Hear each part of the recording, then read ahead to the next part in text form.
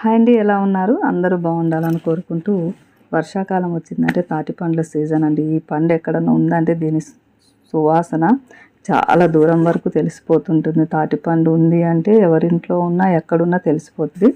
అంత మంచి సువాసన వస్తుంది. పండిపోయి మంచి వాసనతో బాగుంటుంది. దాని గుజ్జుతో రకరకాల పిండి వంటలు చేసుకుంటూ ఉంటారు. కాయని కాయగా కూడా కాల్చుకొని నిప్పుల్లో వేసుకొని కూడా తింటూ ఉంటారు. ఇవాళ ఒక పండునైతే మేము ముక్కలు కోసి ఉడకబెట్టుకున్నాము. మా వారు ఈరోజు తెచ్చారండి.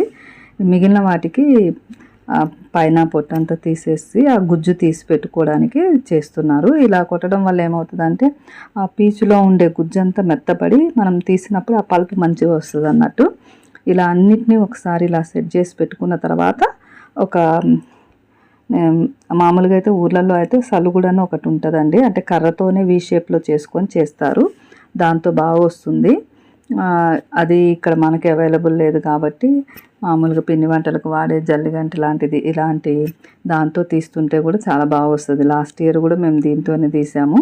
అంతకుముందు మా వారు గ్లాస్తో తీశారు. కానీ ఇప్పుడు లాస్ట్ ఇయర్ చూసినప్పటి నుండి దీన్ని వాడుతుంటే ఇంకా అసలు పీసు లాంటిది రాకుండా మంచి పల్పు వస్తుందండి.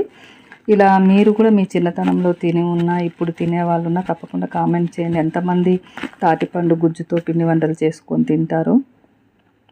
మేమైతే చిన్నతనం అంతా మా బాల్యం అంతా తాటి చెట్ల మధ్య పెరిగాము కాబట్టి ఈ తాటికి సంబంధించినవన్నీ తినేవాళ్ళం మేము. ముంజలు, తర్వాత పండ్లు, తర్వాత తాటి గేగులు, ఇలా రకరకాలుగా ఏ సీజన్కి ఆ సీజన్ వస్తాయండి. ప్రతి సీజన్లో ఈ తాటి చెట్టు నుండి ఒక ఆహారం అయితే మాకు దొరుకుతూ ఉండేది. చూడండి ఎంత మంచిగా వచ్చిందో పల్ప్ అయితే. ఏదో మ్యాంగో పల్ప్లా అనిపిస్తుంది కదా. కలర్ఫుల్గా ఉంటుంది, థిక్గా ఉంటుంది, అలాగే కొంచెం స్వీట్ ఉంటుంది. మరీ ఎక్కువ స్వీట్ ఉండకపోతే బెల్లం వేసుకోవచ్చు. ఓకే అండి, థ్యాంక్ యూ.